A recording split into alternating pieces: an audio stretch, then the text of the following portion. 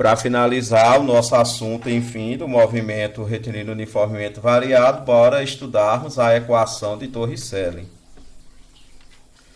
Olha, a equação de Torricelli é o seguinte, primeiro que é usado para calcular problemas da cinemática, certo? Ela foi criada por um físico chamado Evangelista Torricelli, se bem que ele teve muita utilização também na química, porém esta equação ela tem muita utilidade mais na física, mas Evangelista Torricelli fez muitos estudos relacionados principalmente na química, certo? Principalmente assim sobre o estudo dos gases e tal.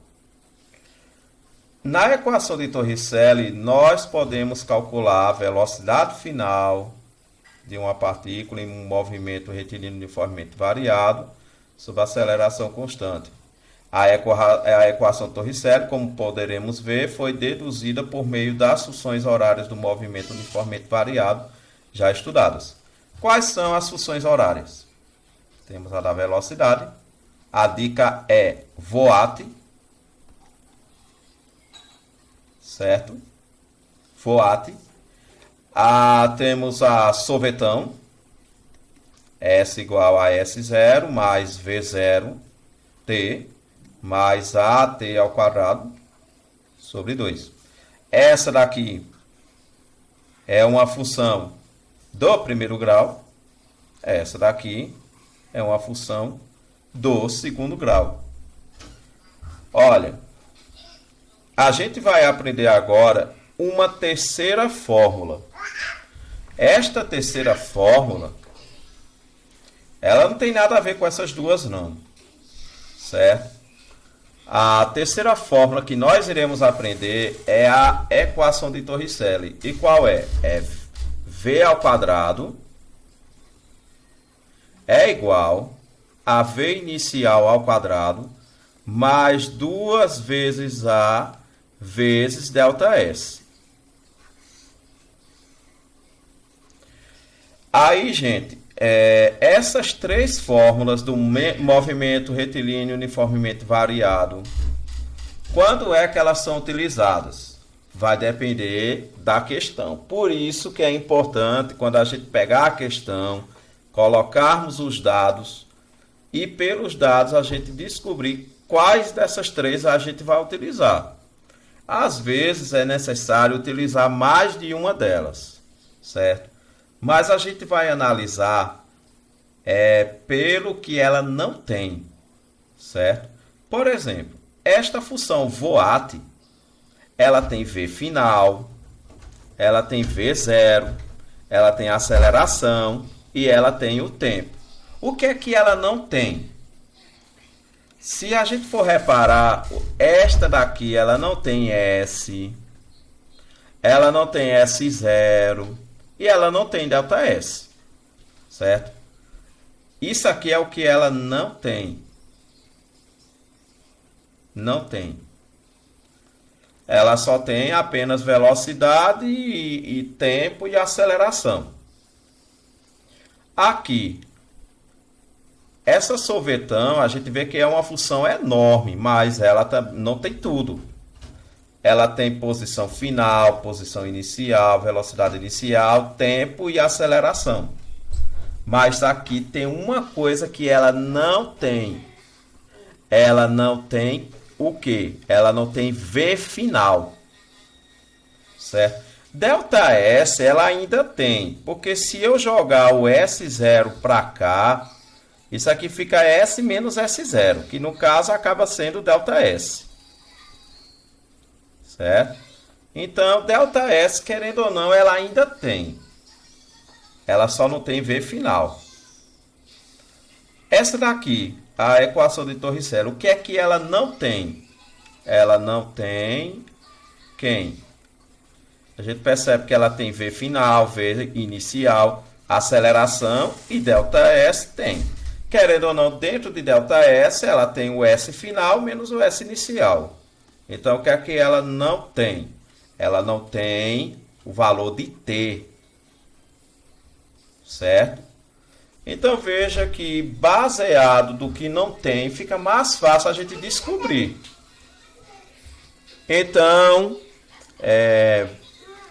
de acordo com isso, a gente já consegue ir mais rápido na resolução dos problemas. Então veja o seguinte. Na equação de Torricelli, V é velocidade final. Sim, um outro detalhe. As três funções horárias aqui, a gente tem que se ligar que isso aqui é função horária e não, como se diz, equação, que existe uma diferença entre um e outro. Veja que as três têm em comum a aceleração, certo? É o que elas têm, as três ao mesmo tempo têm o que em comum? A aceleração. Não tem em comum, umas têm umas coisas, outras não têm outras, mas as três têm em comum a aceleração. Bom, na equação de Torricelli, V é velocidade final, certo? Até corrigir aqui. Aí aqui, velocidade inicial, certo? Deixa eu colocar aqui, que aqui faltou sair o quadrado. Pronto. V0 ao quadrado mais 2 vezes A vezes ΔS. Aí alguém poderia perguntar de onde foi que saiu a equação de Torricelli. Olha, saiu da junção dessas duas funções horárias, certo? Aí formou a equação de Torricelli. Isolando o t de uma com o t da outra, acabou formando a equação de Torricelli, certo? Mas a gente não vai demonstrar aqui, não. O importante é a gente saber que a equação de Torricelli ela foi originada dessas duas funções. Juntou a função da velocidade com a função do tempo, certo? Tipo, isolando o t de cada uma delas. Existem várias maneiras de fazer, mas isolando o tempo de cada uma delas, igualou o tempo de uma com o tempo da outra e simplesmente juntando descobriu a equação de Torricelli. Existem outros meios, mas o meio mais fácil que eu acho é esse, certo? A gente não vai demonstrar aqui, ok? A gente só vai fazer a aplicação dele, que é enorme a demonstração, certo? Então, esta função ela foi deduzida a partir das funções horárias do movimento uniformemente variado. Dessa forma, podemos usá-la em sua análise. Essa observação da partícula será diferente, pois não faremos mais em função do tempo, e sim analisaremos a velocidade em função da posição, certo? Antes, a gente analisava a velocidade pelo tempo, agora a gente analisa pela posição. A equação de Torricelli nos permite observar o comportamento da velocidade em diferentes posições. Podemos fazer essa análise ponto a ponto do movimento, pois a cada posição teremos uma velocidade correspondente. Olha, a equação de Torricelli ela também tem gráfico, certo? Se nós analisarmos aqui, a gente faz um estudo em cima da velocidade pela posição. E outra que aqui é quadrática, certo? Ou seja, tem muito a ver com a raiz quadrada, porque ó, V, quando coloca o expoente, fica desse jeito. O quadrado não saiu de novo. 2 vezes A vezes ΔS. Pronto. Aí, a função quadrática em si, ela tem esse tipo de gráfico. Veja que não é uma parábola. Veja que a parábola em si, ela já tem um sentido mais completo e tal. Veja que aqui ela toca o eixo vertical, certo? Isso aqui é o gráfico da velocidade pela posição quando a aceleração aqui ela é positiva, ok? Ou seja, é um movimento acelerado. Já nesse caso aqui, é o contrário. Veja que aqui ele começa novamente no eixo vertical, certo? Veja que os outros começavam no eixo horizontal. Isso aqui é o contrário. Aí o gráfico ele vai ser um comportamento quando for um movimento retardado, ou seja, o veículo está freando até parar e tal, certo? Veja que aqui também não é um arco de parábola, certo? Um arco de parábola em si seria utilizando a parte do eixo horizontal. E aqui veja que está utilizando o eixo vertical como origem. Bom, vamos ver um exemplo dessa questão. Leia a tirinha a seguir para responder a questão. Aí aqui mostra Cascão aqui, Cebolinha, cuidado Cascão, você não sabe que precisa olhar se vem carro antes de atravessar a rua. Aí, coitado do Cascão, quase era atropelado. Por sorte, o carro estava a uma velocidade de 36 km por hora. Então veja o seguinte, vamos pegar os dados. E foi possível o motorista frear bruscamente, provocando no carro uma aceleração de menos 20 metros por segundo ao quadrado, fazendo-o parar, evitando atropelá-lo. Nessas circunstâncias, qual é a distância em metros do carro no instante em que o motorista pisa no freio até parar? Vamos pegar aqui os dados. A primeira informação que a gente tem aqui, ó, velocidade 36 km por hora. Então, V igual a 36 km por hora. E foi possível o motorista frear bruscamente. Olha, veja que a gente só colocou V. A gente não foi dizer, isso aqui é V final. Isso aqui é V inicial. Não, a gente vai interpretar o texto. Tem gente que acha que física é só fazer conta. Não, física tem muita interpretação em cada trecho que tem. Olha, veja que o motorista ele precisou frear bruscamente, certo? Fazendo parar. Gente, olha, a situação de fazer parar quer dizer que a velocidade final é zero. Se a velocidade final é zero, então quer dizer que essa daqui, pela interpretação, essa aqui é inicial. Então veja, primeiro eu só coloquei V.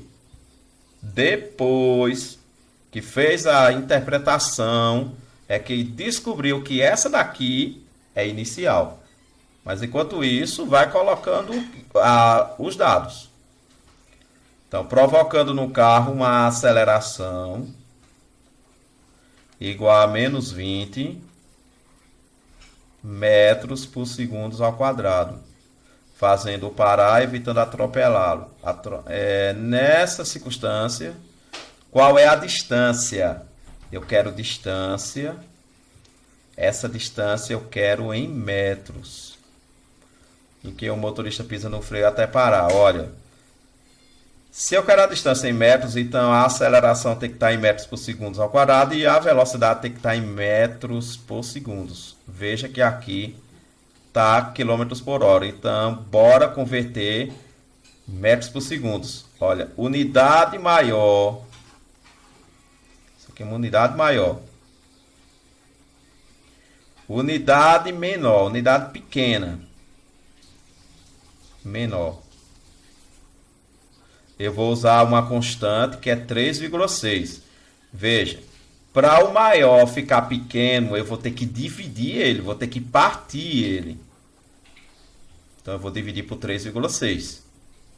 Para o pequeno ficar grande, eu vou ter que fazer ele multiplicar os pedaços. Então, aqui eu vou dividir. 36 dividido por 3,6 metros por segundo. 36 dividido por 3,6, quanto é?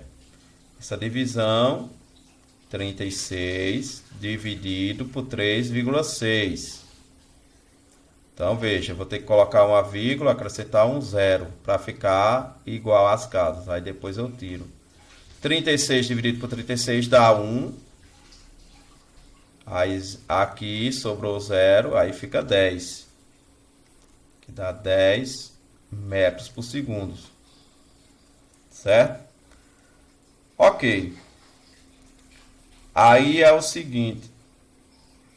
Eu vou ter que analisar qual vai ser das três fórmulas que eu vou resolver o problema. Vai ser o Voat, vai ser o sorvetão ou vai ser Torricelli. Então veja o seguinte. Aqui eu noto que nos dados eu tenho o V inicial, tenho o V final e tenho a aceleração. E eu quero descobrir distância. No caso, eu quero descobrir S. A primeira não vai ser, porque aqui não tem distância, certo? Não tem S, não tem S inicial e ΔS. Essa daqui não vai ser. Aqui poderia até ser, mas aqui faltou o valor de T. Então também não vai ser. Então vai ser Torricelli. Quando não tem tempo, usa Torricelli. Então V ao quadrado é igual a V inicial ao quadrado mais 2 vezes A vezes ΔS. V final é 0.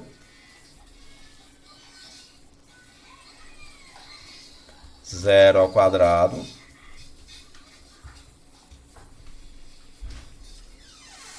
é igual a menos 20 ao quadrado mais 2 vezes. Ah, não, peraí. Aqui é 10.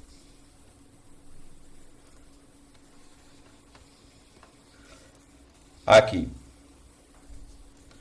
é 0 ao quadrado, 10 ao quadrado, mais 2 vezes menos 20 vezes ΔS, que é a distância. 0 ao quadrado é 0, 10 ao quadrado é 100. Mais vezes menos dá menos, 2 vezes 20 é 40. Organizando aqui a equação, esse 40 vai para o lado de cá, vai mudar de sinal, vai ficar 40. 40 ΔS é igual a 100. ΔS é igual a 100 dividido por 40. 10 dividido por 4. 2 vezes 4 é 8, para 10 é 2. 20 dividido por 4 é 5. 2,5. Então, ΔS é igual a 2,5 metros. Muito bem.